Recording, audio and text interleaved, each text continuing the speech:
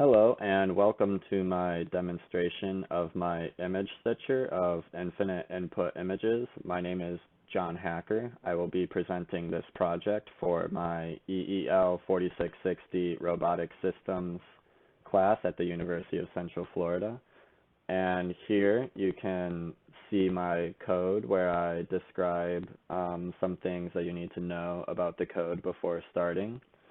So what this code is going to do is it's going to take some images from a folder, which you can designate right here, and it's going to save some image results, some stitched image results to a folder designated here, and it's also going to show a plot of the steps that it took to get each result.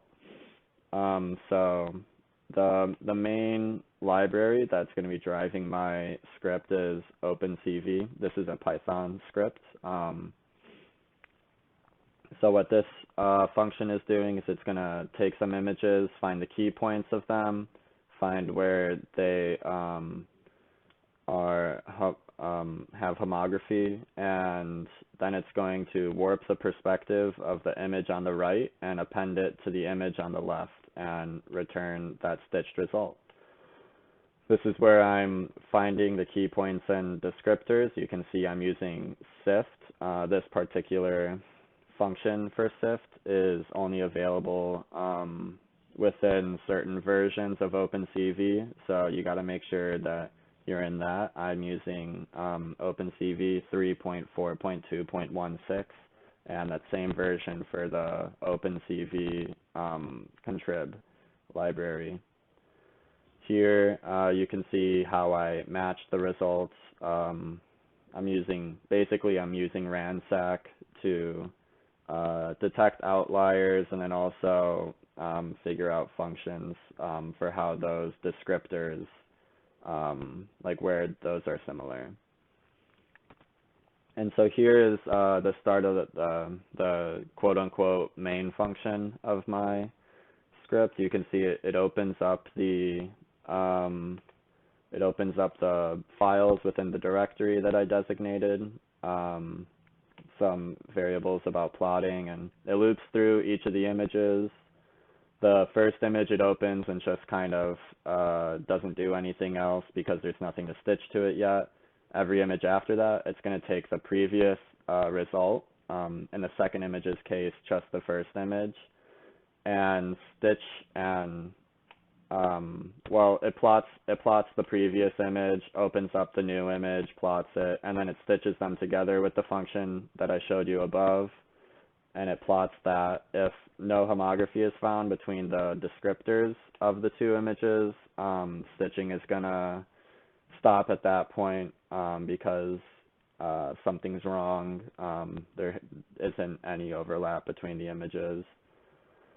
And then for each stitched image, it's going to save it to a results folder. If the folder doesn't exist already, it's going to create it, and then it's going to show this pie plot. So I'll run this in the background while I show you some more about the images. So this one in particular that I'm running, it's going to take these images of my bedroom.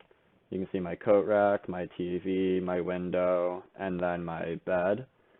And what it's going to do is it's going to take these first two images and stitch them.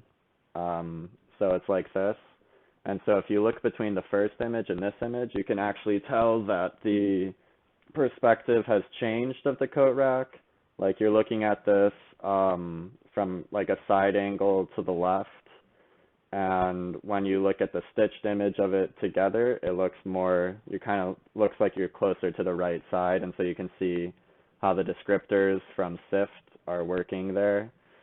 And here you can see a plot of these images as they're all stitched together.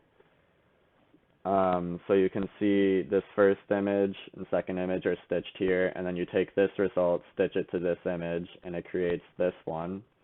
and then you take that, stitch it to the last image. And just to show you those results a little bit bigger, you can see this perspective has changed again. You're closer and a little bit more to the right as you're trying to match the perspective of the image on the left. And from this warping, you're pushing a lot of the image out of the frame, so that's a problem with this system. And then the more images you're putting on, you're warping the right side again and again and again. And so that creates this kind of like funky looking images on the right side of the stitched image. So I probably in the future would want to normalize this warping, maybe try to warp it from the middle instead of from the left, or towards the middle instead of toward the left. That way it's a little bit more even in the way it's warping. Also might want to take pictures where the relative perspective is a lot more similar than the way I took these pictures. I kind of just stood in one place and rotated, taking them, and you can see where the fault is in the system by something like that. And also images, the features are able to be found through different illuminations, but the stitched images aren't changing the illuminations. So you can see these lines right here are pretty well lined up between them. Not up here, something happened, but so features and descriptors are being found, but the stitched images, you can see these pretty dramatic changes in lighting between the two of them. But so that is the robotic system I created for EEL 4660 at UCF, and I hope you've enjoyed my demonstration of it.